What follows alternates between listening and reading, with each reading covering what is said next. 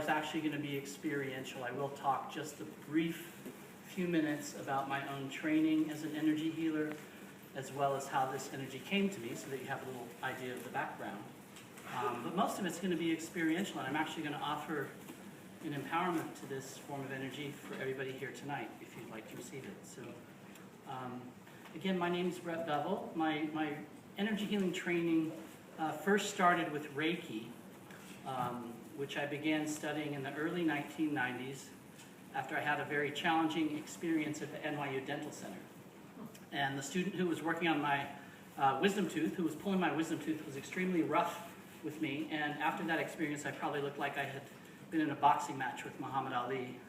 My jaw was really, really swollen. And I had the good fortune of having a roommate who happened to be a Reiki practitioner. So when I went home that evening, I didn't know what Reiki was. I knew he did Reiki, but I didn't really understand what it was. And when he saw me, he put his hands on me and performed some Reiki, and I felt a connection to something that felt much larger than him and much larger than me, and perhaps most important, much bigger than the pain that I was experiencing. And it really allowed me to fall into a place of surrender and grace. And from that moment forward, I was hooked on wanting to learn more about Reiki. So I got my second degree initiation about 2 weeks later. Eventually became a Reiki master in 1995, studying with a woman named Mary Dudek, who used to teach staff here at Omega Institute. And then from there, became very interested in some shamanic healing techniques, studied with a Huna Hawaiian shaman in San Francisco for a little bit.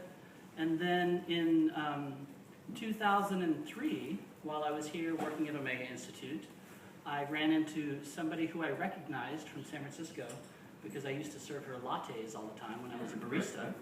And I also read tarot, and we got talking, and we decided to do a trade where I was going to do a tarot reading for her in exchange for her doing a kind of energy healing called vortex healing, which I'd never heard of before.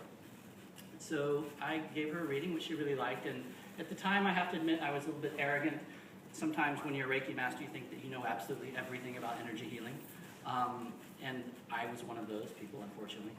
But after the vortex healing, I realized that there was a lot of stuff about energy healing that I didn't know, because I was really quite amazed by that lineage. And so after getting a healing from her, I went and studied vortex healing through several levels. I got trained up through the 5th level in a 12-day training in Mallorca, Spain, with the founder named Rick Wyman.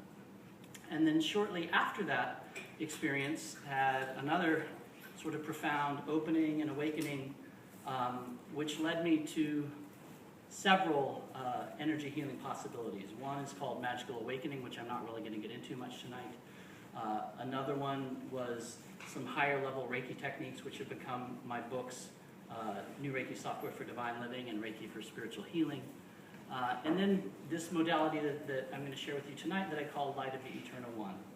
So actually, Light of the Eternal One, again, it's not something that I studied from an in-body healer. It's something that really just simply appeared to me during a year when I was having many profound, what you would call, mystical experiences.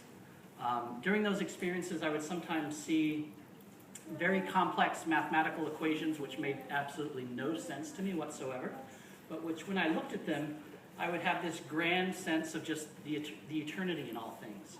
And I would have this deep, just sort of spiritual connection to everything, seeing these bizarre equations in my head. Again, it made no sense to me, but it was around this time that this energy showed up that I call Light of the Eternal One. I actually wrote the book, Energy Healing for Everyone, in Bali in 2008, still not really understanding what the actual source was for this work. And it wasn't until about 1.5 years ago when I had a healing from a shamanic healer named Nina Spiro, who's a really wonderful healer. And during that healing process, we started talking about this book, and I kept asking, how come it's not getting published? Because I had a number of publishers who said, wow, it's very well written, we really like it, but we're just not going to publish it. And as a writer, that can get pretty frustrating hearing that after a number of times. So in this shamanic healing that I was doing with her, what we discovered, there was a huge energy that came through that claimed to be the energy of the prophet Ezekiel. And at first I was like, I'm not sure about this. And I asked, she's like, tune in again. I kept asking, kept getting the same answer. And it was this huge presence.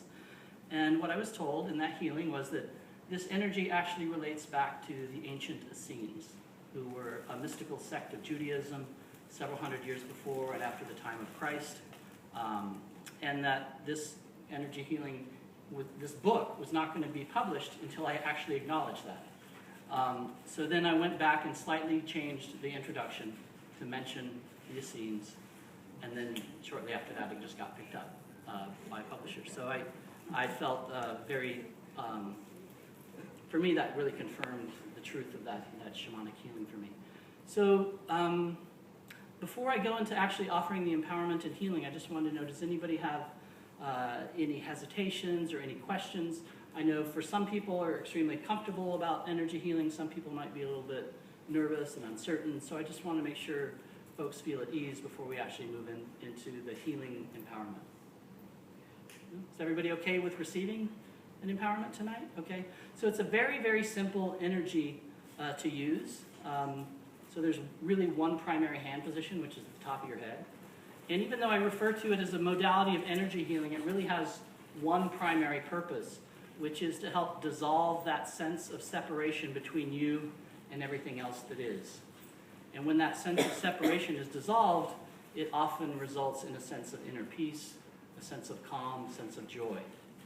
So that's really how it works. It's very simple.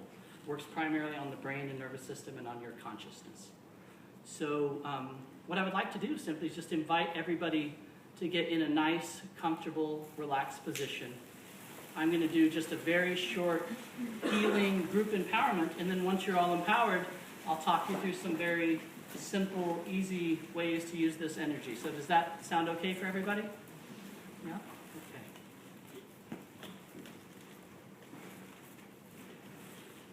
So again, just go ahead and just bring your focus inward. You might even want to just close your eyes for the empowerment piece.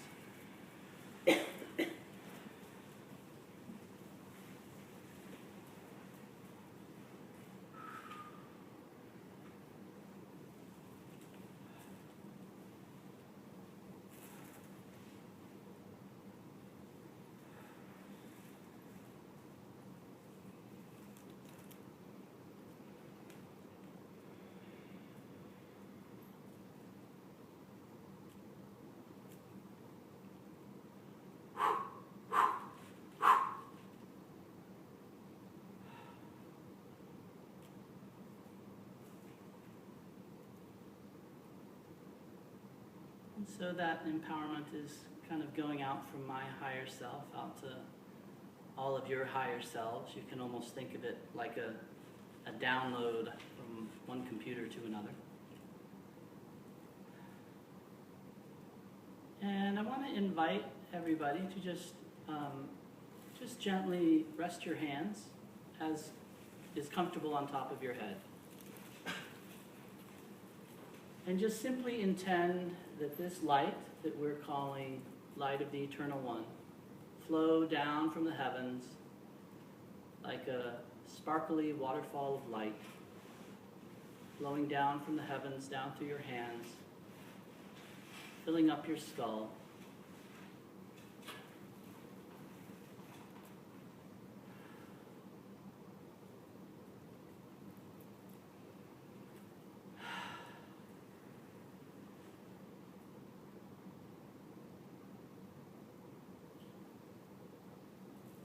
And as it fills up your skull, at a certain point, it might even begin to feel like your skull is completely filled with this light. And whenever that happens for you, you can then simply intend that the light begin flowing then down your spine, down your spinal cord.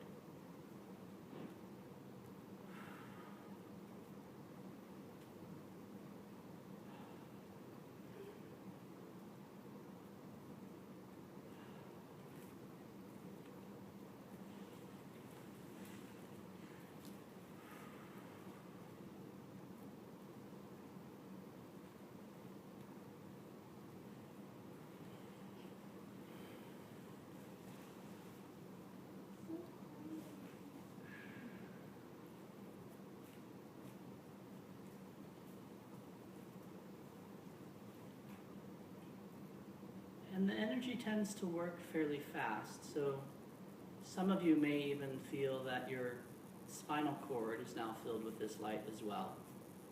And so whenever it feels for you that your spine and your skull are filled with this light, then you can just sort of gently bring your hands back down in whatever way is comfortable for you. And just let yourself sort of sit